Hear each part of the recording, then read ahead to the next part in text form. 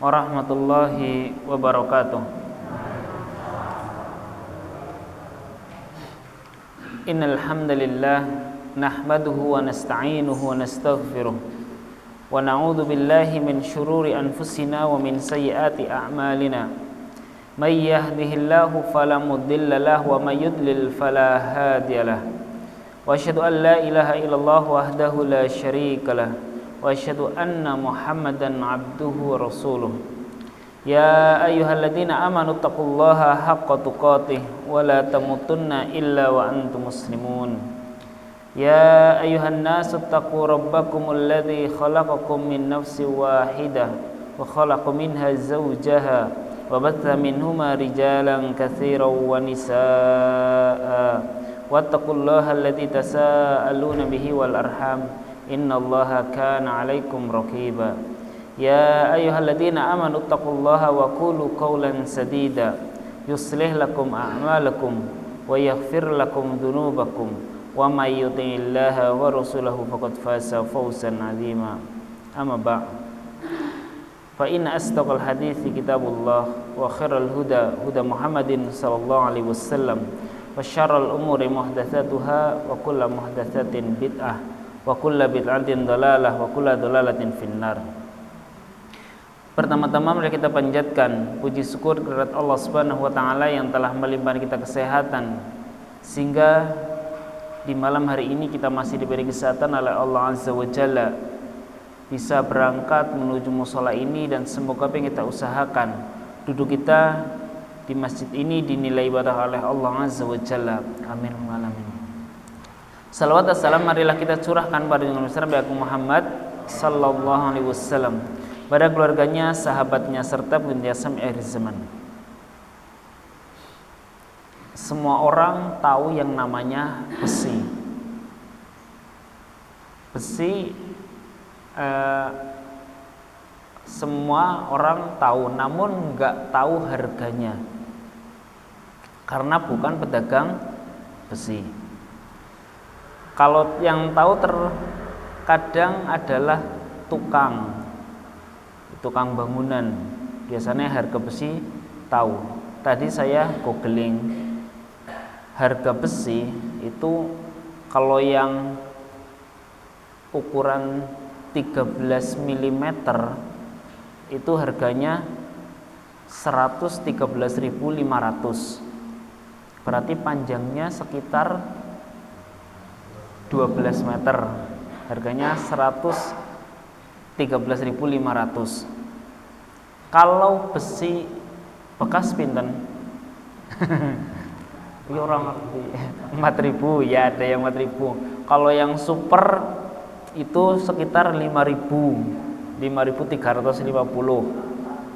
Itu besi yang jelek, yang bekas sama yang baru. Panjangnya sekitar 12 meter. Kalau yang 5.000-an per kiloan. Sekarang kalau kita bandingkan, itu kalau besi yang kayak gitu dijual. Namun kalau besi yang sudah diolah, contoh besi yang panjangnya 1 meter, yang super diolah jadi pedang, katana lah, samurai, gampangan yang mahal. Kira-kira harganya jadi pinten? Karena proses pembuatannya pun lama, harus dipanaskan dengan suhu yang sekian derajat panasnya, harus ditutuki, orangnya kepanasan, terus dihalusin, dan membutuhkan waktu yang panjang. Enggak jik-jik sedina langsung jadi katana gitu, enggak, sampai berbulan-bulan. Katana yang paling mahal, yang sama-sama terbuat dari besi, karena prosesnya yang panjang dan bahasanya landep banget gitu, namanya Fukushima Masanori katanya. Harganya 100 juta US dollar. Berapa? 100 juta US dollar. Pinten di Indonesia kan, kalau rupiah mungkin sampai 1,5 miliar mungkin, sampai miliaran mungkin. Ini besi yang harganya mungkin murah diolah jadi mahal. Sama dengan manusia. Manusia sama-sama Allah kasih punya otak. Ada yang maaf otaknya ora dinggo kayak gitu, ora gelem mikir, ora gelem sekolah, ora gelem ngapa, ora gelem ngaji. Intinya kur uripe mangan turu, harganya ya dipandang oleh masyarakat ya murah, biasa baca orang kayak gitu, nggak dipandang hidupnya. Kalau yang dia orang mau belajar sungguh-sungguh sampai profesor begitu, maka dia akan dihargai oleh masyarakat karena dia membutuhkan waktu yang panjang untuk belajar menjadi pintar. Begitu juga seorang yang belajar ilmu agama. Kalau dia mau belajar enggak lawis tua ya puyeng lah, mikir kayak gitu, mentok kayak gitu. Tapi kalau dia mau terus belajar walaupun sudah tua, maka dipandang masyarakat juga akan semakin tinggi tingkatannya. Enggak hanya sebatas waktu hidup, sampai meninggal pun mereka akan dikenang. Sampai saat ini saya lebih mengenal sosok Habibie karena beliau presiden kita dan dia orang yang pintar, dan Imam Asy-Syafi'i yang sudah ribuan tahun meninggal ketimbang Mbah Buyut saya. Kenapa? Karena ilmunya beda, walaupun satu nazab buyut saya tahu gitu, namun saya nggak kenal karena ilmunya berbeda. Mereka mau mengasah otaknya sehingga dia pintar, maka akan dihargai oleh orang dan akan dikenal oleh orang walaupun dia sudah meninggal dunia. Maka jadilah diri kita supaya dikenal oleh orang lain dengan kebaikannya. Karena ada orang yang dikenal dengan keburukannya. Contohnya sinten? Fir'aun, sinten wali Haman, kan dikenal namun dengan kejelekannya bukan kepintarannya. Orang yang cerdas bukanlah orang yang hafal 30 juz plus 1 juta hadis. Dia bukanlah orang yang cerdas, dia pintar untuk menghafalnya. Orang yang cerdas bukanlah orang yang dikasih soal dia dapat mengerjakan sesingkat-singkatnya, bukan. Namun orang yang cerdas adalah orang yang selalu ingat mati. Ini orang yang cerdas. Kita belajar supaya kita mempersiapkan hidup kita untuk kematian, karena akan menghadapi hidup yang abadi. Inilah orang yang cerdas. Rasulullah sallallahu alaihi wasallam bersabda, "Aktsaruhum dzikral lil maut wa ahsanuhum isti'dadan lima ba'dahu." Orang yang paling banyak mengingat kematian dan yang paling baik persiapannya setelahnya. Saat beliau ditanya, siapakah orang yang cerdas? Maka beliau menjawabnya, orang yang paling banyak mengingat kematian dan yang paling baik persiapannya untuk setelahnya. Artinya orang yang cerdas adalah orang yang siap-siap untuk menghadapi kematian. Itu dengan cara belajar. Dengan cara belajar bagaimana kita untuk beribadah kepada Allah. Untuk menghadap kepada Allah, apa yang harus kita bawa. Ini yang orang yang cerdas.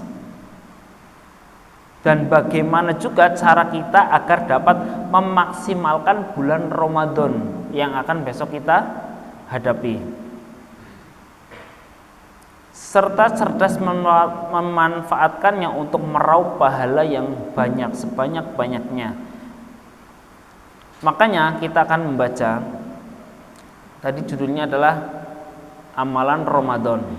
Ada beberapa tips supaya kita sukses di bulan Ramadan. Ada tips bagaimana kita sukses di bulan Ramadan. Karya Yusuf Abu Ubaidah As-Sindawi. Ada 10 tips supaya kita itu nanti sukses di bulan Ramadan. Yang pertama, itu bertaubat kepada Allah Subhanahu wa taala. Kita tahu kita adalah seorang hamba yang pasti punya banyak salah, dosa. Itu sudah pasti. Kullu bani Adam khata'un wa khairul khata'ina tawwabun. Setiap anak Adam itu banyak salah, dan sebaik-baik pendosa adalah yang mau bertaubat. Rasulullah sallallahu alaihi wasallam, beliau sudah dijamin oleh Allah Azza wa Jalla dosanya diampuni yang sudah berlalu maupun yang akan datang. Itu Rasulullah sudah dihapus semuanya dosanya. Namun beliau katakan, saya sehari bertobat 100 kali. Ini orang yang sudah diampuni. Kita sudah diampuni nopo dereng? Dereng. Ping pinten dewek mau pun bertobat? Datung-atung. Paling ya wis ngelewati ping 4 istighfar astagfirullah astagfirullah astagfirullah, ping 3 berarti 3 ping 4 rolas namanya ping rolas gitu. Paling hanya itu. Maka perbanyaklah bertobat. Sebelum datang bulan Ramadan, maka seyogianya kita banyak bertobat. Dalam sebuah hadis qudsi Allah Subhanahu wa taala berfirman, "Ya ibadi innakum tukhti'una bil-laili wan-nahari wa ana aghfirud dunuba jami'a." Wahai hambaku, kalian berbuat salah di pagi dan malam hari, tetapi aku mengampuni dosa-dosa kalian. Artinya Allah itu selalu mengampuni kalian, mengampuni kita. Entah kita bertobat di malam hari, entah kita bertobat di siang hari, Allah akan senantiasa mengampuni kita, senantiasa mengampuni kita yang kita merasa bersalah. Maka jangan putus asa. Oh, apa Allah akan mengampuni ya, walaupun dosa kita sebanyak buih di lautan, maka Allah pun akan mengampuninya. Allah Subhanahu wa taala berfirman, alam nashrah laka sadrak wa wada'na anka wizrak alladzi anqadha dhahrak. Bukanlah kami telah melampangkan dadamu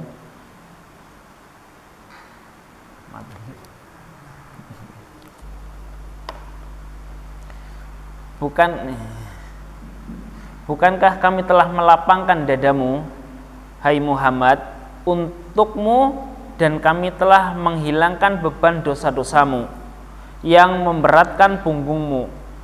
Dosa itu memberatkan Rasulullah sallallahu alaihi wasallam.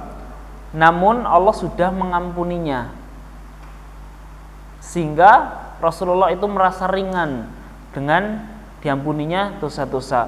Dan sama dengan kita, kalau seandainya kita mau bertobat kepada Allah, maka Allah akan ringankan beban kita, dan kita akan lebih mudah untuk beribadah kepada Allah Subhanahu wa taala.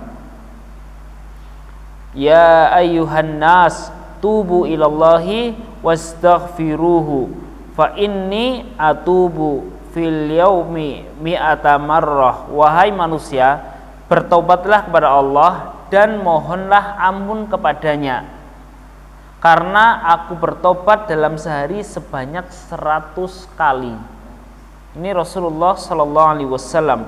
Beliau yang sudah diampuni dosa-dosanya, beliau senantiasa bertobat kepada Allah 100 kali.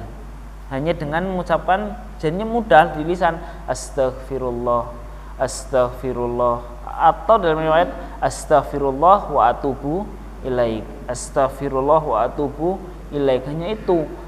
Namun terkadang malas untuk mengucapkan, terkadang juga lalai, lupa untuk mengucapkan ini. Maka sebelum Ramadan ini dan juga nanti di Ramadan, maka perlu perbanyak istighfar, perbanyak minta ampun kepada Allah Azza wa Jalla. dan bertobat kepada Allah Subhanahu wa taala. Ini tips yang pertama. Tip yang kedua, berdoa kepada Allah. Berdoa merupakan kunci kebaikan dunia dan akhirat juga. Ia juga merupakan ibadah yang sangat dicintai oleh Allah Azza wa Jalla. Rasulullah sallallahu alaihi wasallam bersabda, "Laisa syai'un akrama 'indallahi minad du'a." Tidak ada sesuatu yang lebih mulia di sisi Allah daripada berdoa. Ini adalah yang paling mulia.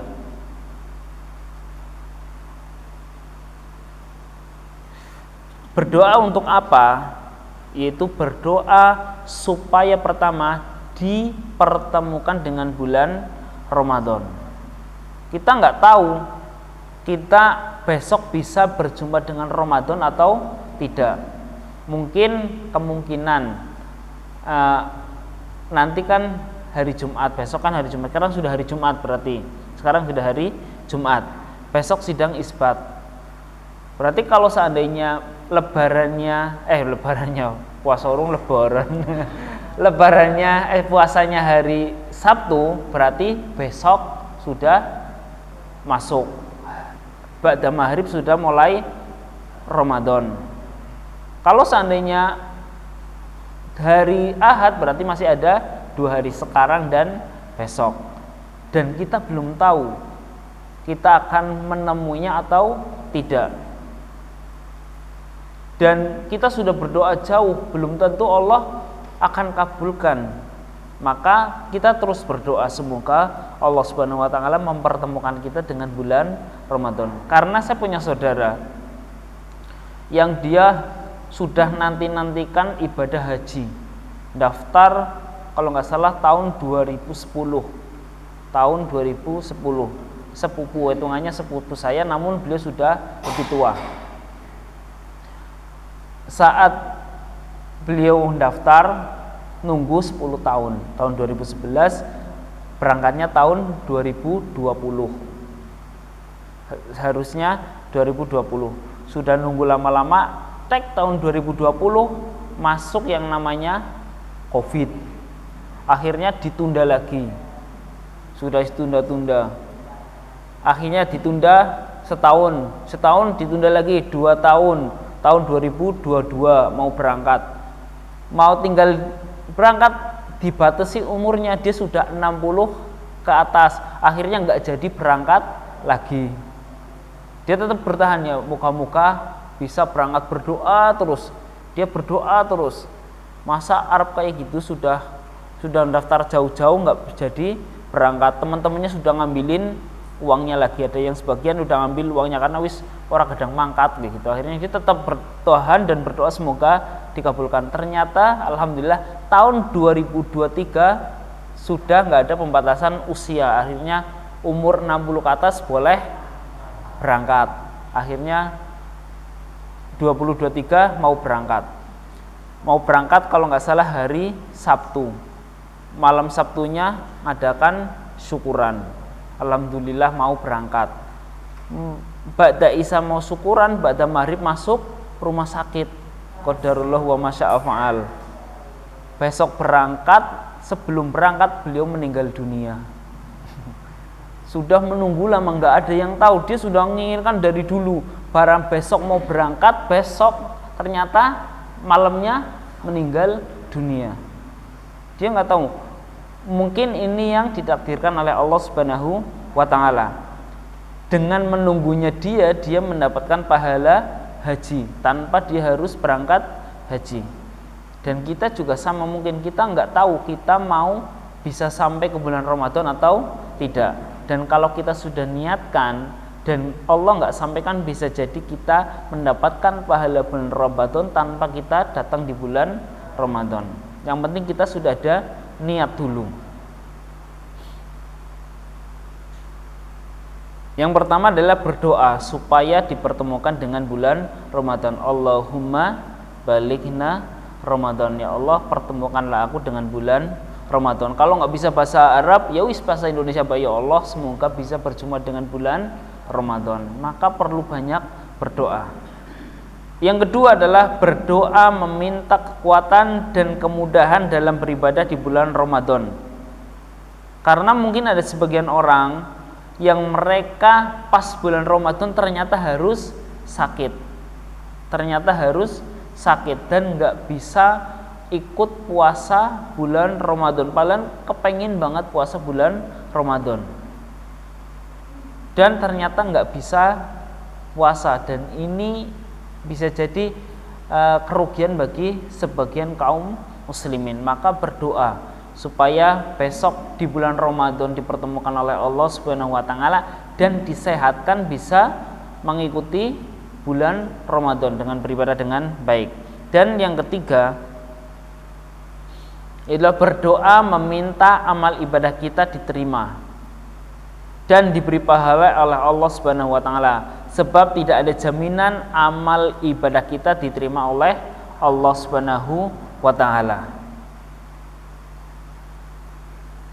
Salah satu doa yang diajarkan oleh Rasulullah sallallahu alaihi wasallam yaitu Allahumma inni as'aluka ilman nafi'an wa rizqan thayyiban wa amalan mutaqabbalan. Ya Allah, sungguhnya aku mohon kepadamu supaya mendapatkan ilmu yang bermanfaat dan rezeki yang baik, dan ditutup di akhir adalah dengan amalan yang diterima. Ini yang perlu. Mungkin banyak orang yang banyak beramal namun nggak diterima. Ini sia-sia. Dan bahkan merugi. Ada orang yang dia masuk ke bulan Ramadan namun dia keluar dari Ramadan nggak mendapatkan apapun dari bulan Ramadan. Ini orang-orang yang rugi. Maka perlu kita camkan supaya kita berdoa, jangan malas untuk berdoa, ya Allah terimalah amalku ini. Makanya para ulama setelah bulan Ramadan mereka berdoa selama setengah tahun, 6 bulan, ya Allah terimalah amalku di bulan Ramadan. Dan 6 bulan berikutnya, ya Allah temukanlah aku dengan bulan Ramadan. Dan kalau sudah sampai di bulan Ramadan, maka minta supaya dosa-dosanya diampuni. Apalagi kalau saat bulan Lailatul Qadar. Makanya Aisyah radhiyallahu anha meminta, wahai Rasulullah, kalau seandainya saya tahu bahwa ini adalah malam Lailatul Qadar, apa yang harus saya lakukan? Maka Aisyah pun dikatakan, wah Aisyah, kalau engkau sudah tahu ini diduga, bukan tahu, tapi ini diduga bulan malam Lailatul Qadar, maka supaya membaca Allahumma innaka afuwun tuhibbul afwa fa'fu anni, supaya diperbanyak yuk. Kayak gitu tok, ya udah semalaman baca itu tok kayak gitu. Kalau bosen ya ngopi gitu. Bosen maning medang, baca lagi, bosen lagi baca Quran. Terus pokoknya diiringi dengan Allahumma innaka afuwun tuhibbul afwa fa'fu anni. Baca doa kayak gitu. Insya Allah sudah hafal semuanya.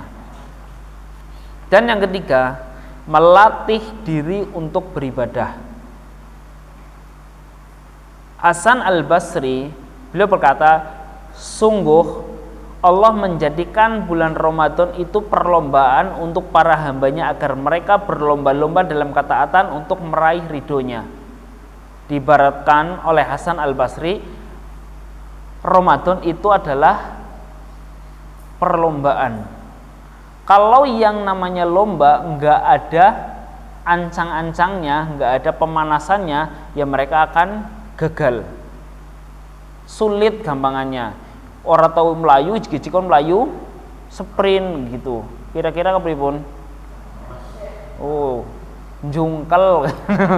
Saya pernah main bola, nggak pernah main bola, jika-jika melayu banteri gembul yang ngedewek gitu, karena nggak pernah main bola dan nggak pemanasan, nggak ada persiapan gitu. Kalau gampangannya sekarang saya disuruh kon macul, kira-kira kan kepripun? Bayekannya mungkin nggak kuat kalah dengan bapak-bapak, kalah dengan mbah-mbah yang biasa macul. Mungkin nggak lama wis langsung bayekannya pegel gitu, karena nggak terbiasa macul. Seperti orang yang nggak terbiasa untuk puasa, kalau dia jig-jig puasa, kira-kira kepripun? Dila-dila ndelengi jam, jam pira ya kayak gitu. Wis sore bae wis ngerti bar asar delamaning paling 3 jam yen ndelengi jam bae kayak gitu. Ora kutul wis rasane greges. Kan kata seniku kayak awal pertama jadi ora tau puasa ya wis greges. Sama dengan anak saya tadi, latihan puasa kemarin. Kemarin juga wis ora sahur-sahuran mau buka jam 10 supaya di sekolah baru istirahat baru boleh makan. Tadi hari mumpung hari Kamis, belum hari Jumat yang itu hari syak nggak boleh untuk berpuasa. Jadi hari Kamis mumpung hari Kamis, kalau bisa pol kayak gitu. Akhirnya sahur dibangunin sahur. Yang satu ora tau puasa yang greges kayak gitu. Saya pulang jam 4:30. Wis ini kelaper kayak gitu. Dilihat jam berapa jam lagi gitu nih. Sampai badannya panas kayak gitu. Akhirnya bisa medot bae. Kurang 1,5 jam tok kayak gitu daripada nanti tambah sakit meriang akhirnya ya udah medot kayak gitu. Yang satunya alhamdulillah mungkin selesai. Tinggal Musa sama yang kecil yang baru TK dele-dele mangani kacang gitu. Namanya anak kecil. Ya udah nama latihan sama besok tinggal sampai asar. Jadi kalau seandainya sudah hari Sabtu, kalau seandainya insya Allah hari Sabtu bareng, maka enggak kaget lagi sudah ada ancang-ancangnya 3 hari anak kecil gitu. Jangan merasa wis tua ya biasa insya Allah tayang gitu. Belum tentu. Ya teng rasakna greges kayak tahun wingi-wingi gitu. Hari greges se-Indonesia. Pokoknya awal-awal pada rasanya orang gotul-gotul pada greges gitu. Teman-teman pada nganu status kayak gitu karena pada nggak ada ancang-ancang. Seperti juga nanti kalau ibadah taraweh. Pertama ya rame gitu. Pertengahan mengundurkan diri secara perlahan. Akhirnya berjamaah kayak biasa lagi. Karena nggak ada tahapan untuk mulai belajar untuk sholat panjang, seperti juga baca Al-Quran. Besok coba yang jarang baca Al-Quran ijik-ijik subuhan kon maca Quran kepripun kira-kira ngantuk dijamin. Orang ijik-ijik baca Al-Quran ngantuk, maka harus ada caranya bagaimana supaya enggak ngantuk, supaya bisa sambil jalan-jalan atau yang lainnya. Intinya jangan ijik-ijik dadak. Maka mulai hari ini kita membaca Al-Quran, belajar sedikit demi sedikit. Maka melatih diri untuk beribadah kepada Allah Subhanahu wa taala.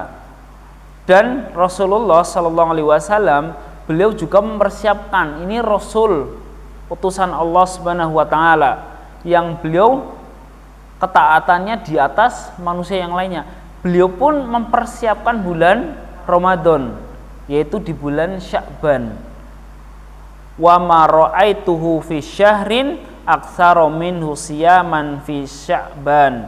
Dan aku tidak pernah melihat Nabi Muhammad SAW berpuasa di bulan lain melebihi daripada bulan Sya'ban. Artinya di bulan Sya'ban beliau puasanya lebih banyak. Ini persiapan untuk menghadapi bulan Ramadan. Dewek mun pinten? Ya hitung dewek lah kayak gitu. Orang sangat sung-sung.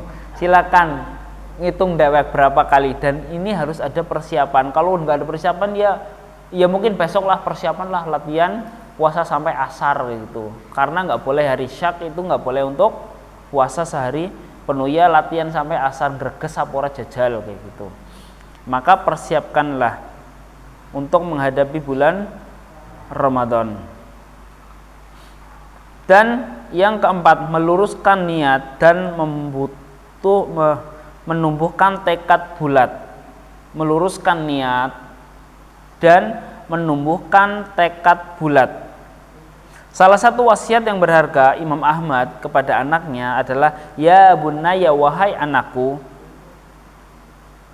inwil khaira fa innaka la tazalu bi khairin ma nawaital khair. Wahai anakku, niatkanlah kebaikan karena engkau akan senantiasa berada dalam kebaikan selama engkau berniat baik. Kalau engkau niatnya baik, maka engkau akan selalu berbuat baik. Tapi kalau niatnya udah jelek, ya nanti akan berbuat jelek. Syekhul Islam Ibnu Taimiyah rahimahullah mengatakan niat bagi amal ibarat seperti nyawa bagi badan. Niat bagi amal ibaratnya seperti nyawa bagi badan. Amal yang kecil bisa menjadi besar pahalanya karena diniatkan. Sebaliknya amal yang besar bisa menjadi kecil karena niat pula. Imam Ibnul Mubarak berkata, rubba amalin sohirin tu'addimuhu an-niyah wa rubba amalin kabirin tusohiruhu an-niyah. Betapa banyak amal kecil menjadi besar karena niat, dan betapa banyak amal besar menjadi kecil karena niat. Maka niat ini bisa menjadi besar amalannya, walaupun niatnya kecil, namun karena niat amalannya menjadi besar. Dan bisa jadi amalan yang besar karena salah niat jadi sedikit tok. Contoh, kita sering mendengar, contoh dua, kita sering mendengar ada, kalau kita katakan wanita pelacur, kita kan tahu dosanya banyak, namanya pelacur. Namun karena sebab kecil, yaitu memberikan minuman kepada anjing, karena hanya anjing yang kehausan, dia turun ke sumur lalu mengambil dan dikasihkan kepada anjingnya dengan sepatunya, dan dia masuk ke dalam surga, hanya amalan itu. Dan ada orang yang karena dahan yang masuk ke dalam ngalang-ngalangi jalan, dan dia menceras-cerak kayak gitu, tiba di pinggirakan, dia masuk ke dalam surga. Ini amalan kecil dan bisa mengantarkan ke dalam surga karena niat karena Allah. Apalagi kalau seandainya seorang yang niatnya lebih baik daripada itu, yang besar, dan niat karena Allah, berarti dia akan mendapatkan pahala yang besar. Dia mendingan wai minum go menungsa ya lebih gede gitu seniku. Apa lebih gede pahalane go anjing? Kira-kira besar yang mana? Yus ngasuk wai ming wong puasa baiklah kayak gitu. Lebih besar, tergantung niatnya. Karena bisa jadi orang yang tadi itu karena memberikan kepada anjing karena dia nggak ada kepengin pujian, hausir memuji kepriwe, pokoknya yang itu hau tok kayak gitu, dan dia niatnya karena Allah, karena ini kasihan kepada anjing. Sama dengan orang yang menceres, nggak ada orang yang lihat, sepenting sudah nggak mengganggu orang lain. Beda kalau seandainya kita ngasih uang 1 juta kepada orang, terkadang ada rasa nyong tahu wai kae gitu. Orang masjid nyong tahu wai kae gitu kan, terkadang ada kepengen rasa dipuji kayak gitu. Maka bisa jadi ini yang menghilangkan pahalanya, niatnya. Dan ada yang amalan besar namun hanya sedikit kecil karena niat. Contoh, bahkan bisa menjadi malapetaka bagi orangnya, yaitu 3 orang yang sering kita dengar, yaitu orang yang mencari ilmu, membaca Al-Quran, dan kepengin dikatakan qori atau kepengin diundang ustad, kepengin diundang Pak Kiai, kalau diundang Mas jadi kesuh, diundang Pak jadi kesuh. Ini bisa jadi niatnya salah niat. Orang yang berjihad mati di jalan Allah namun kepengin dipuji sebagai mujahid. Ini loh orang yang mati gitu di jalan Allah, besok Allah tampakkan niatnya.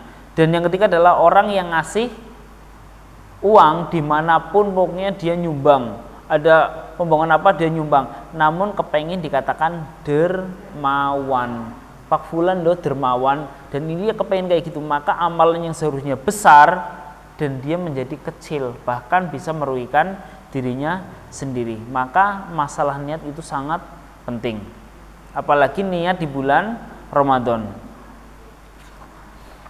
Dan Tips yang kelima, membekali diri dengan ilmu. Ilmu tentang nopo? Yang kemarin sudah ibu-ibu sama bapak pelajari nopo?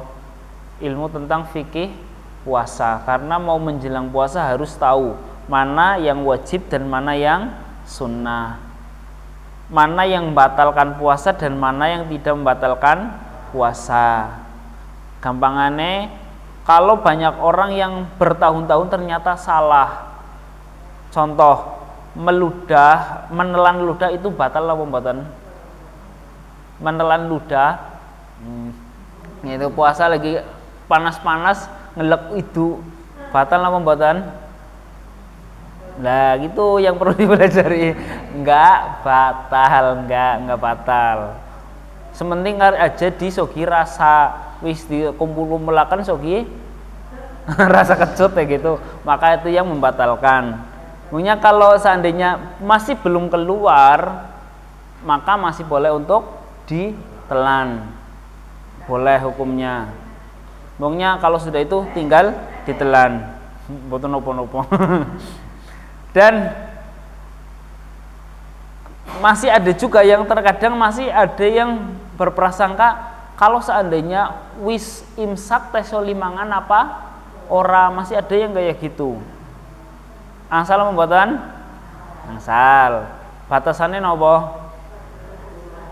Adan. Pokoknya kalau seandainya makanan sudah diangkat dan terdengar adzan, maka masih boleh makan, dan ini yang terakhir.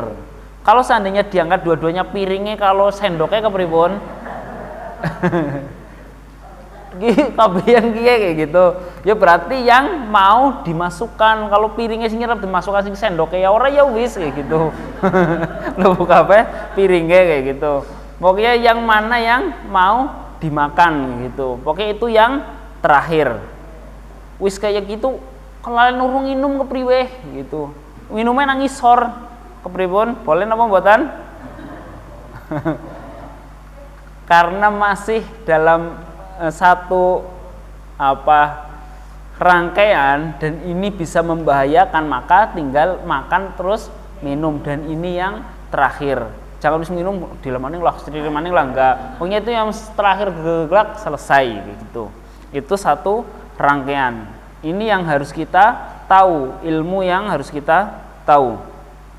Dan terkadang aku rung niat kepriwe ya. Batal apa mboten kalau rung niat kepripun? Batal apa mboten? Nah, ini yang harus kita pelajari juga. Yang masalah niat itu di dalam hati. Kita sudah sahur itu buat niat untuk puasa, itu berarti sudah niat namanya. Enggak harus nawaitu saumaudin an ada ifardhi sahri Ramadan. Kari ora apal kepriwe? Urung niat-niat. Ya enggak, pokoknya kalau seandainya kita bangun sudah sahur itu namanya niat, walaupun enggak harus mengucapkan, kecuali contoh besok sidang isbat hari Jumat ba'da maghrib, pas ditakdirkan puasa hari Sabtu, dah ana wong turu jam 5 sore, turu urung niat apa-apa, urung ngerti hasil isbatnya apa-apa, ora kepikiran esok arep puasa, jijik turu tangi-tangi bar subuh kayak gitu. Lah ini kan belum ada niat, maka dia harus mengganti besok setelah bulan Ramadan.